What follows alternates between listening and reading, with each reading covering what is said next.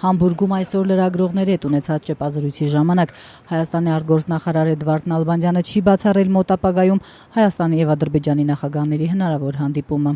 Բացառված չէ, բայց այդ կարգի հանդիպումները պետք է ավելի մանրակրկիտ պատրաստվեն, որովհետեւ եթե մեր հարևան երկրից հնչում են հայտարարություններ հենց Համբուրգից առաջ,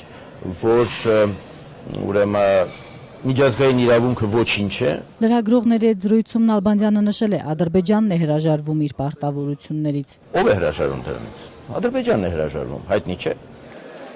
Համբուրգում, որտեղ 2 օր է ընթանում էր ՀՀԿ արտգործնախարարների խորհրդի նիստը, 3 երեկոյան կայացել է Հայաստանի եւ Ադրբեջանի արտաքին քաղաքական գերատեսչությունների ղեկավարների, ինչպես նաեւ ՀՀԿ Մինսկի խմբի 3 համանախագահների հանդիպումը։ Հայաստանի արտգործնախարարության մամուլի քարտուղար Տիգրան Բալայանը Ազատությանը փոխանցեց, որ հանդիպման նախաձեռնությունը համանախագահներինն էր։ Իրենց հերթին 3 երեկոյան հայտարարությամբ հանդես եկան եռանախագահ երկրների արտգործնախարարները Ջոն Քերին, Սերգեյ Լավրովն ու Ժան-Մարկ Էրոն կոչ են արել Հայաստանի եւ Ադրբեջանի ղեկավարներին վերսկսել բանակցությունները եւ հարգել նախորդ հանդիպումների ընթացքում ձեռք բերված պայմանավորվածությունները վստահության ամրապնդման միջոցառումներ իրականացնելու մասին։ Մենք համոզված ենք, որ նախագահները պետք է բարեխղճորեն եւ հնարավորինս շուտ ներգրավվեն բանակցություններում։ Նախագահների շարունակական եւ ուղիղ երկխոսությունը համանախագահների հովանու ներքո շարունակում է վստահության ամրապնդման եւ խաղաղ գործընթացն առաջ մղելու առանցքային բաղկացուցիչը մնալ, նշել են համանախագահ երկրների պատվիրակությունների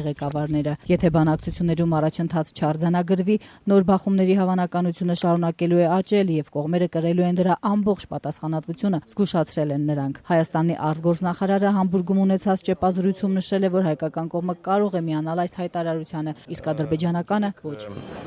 Ինչպես է կարծում, արդյոք Ադրբեջանը կարող էր միանալ այն հայտարարությանը, որը 3 արեցին այդ եռանախագահողները։ Ոչ։ Մենք կարող ենք միանալ։ Ուժ չկիրառելու մասին արտգործնախարարների հորդորը ուղղված է Ադրբեջանին, պնդել է Հայաստանի արտաքին գերատեսչության ղեկավարը։ Ում է ուղղված դա։ Բարձր ում է ուղղված, որովհետև մենք միշտ հանձնառու ենք ուժի չկիրառմանը եւ ուժի սպառնալիքի չկիրառմանը։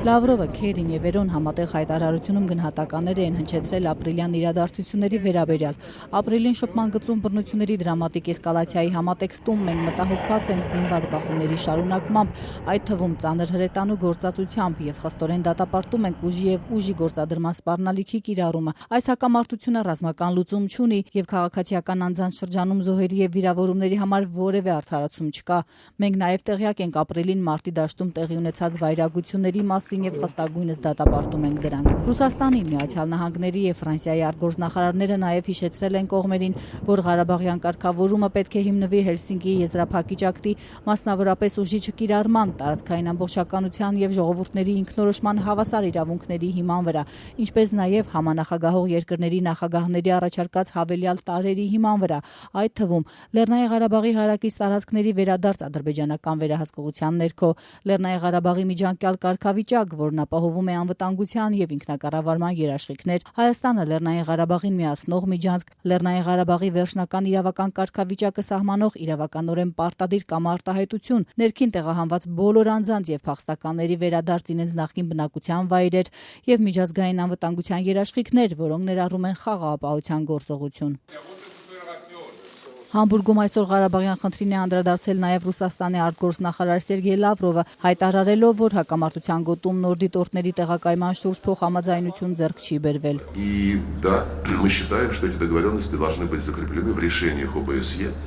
Այդ մասին պայմանավորվածությունը պետք է ամրագրվի ԵԱՀԿ-ի որոշմամբ, բայց որպեսզի դա իրականություն դառնա, կոնսենսուս է հարկավոր։ Դիտորդների թիվն ավելացնելու շուրջ կոնսենսուս կա, սակայն փոխհամաձայնություն չկա նրանց տեղակայման վայրի շուրջ։ Իմ կարծիքով նրանք պետք է տեղակայվեն շփման գծում, բայց այս հարցում դեռ կոնսենսուս չկա։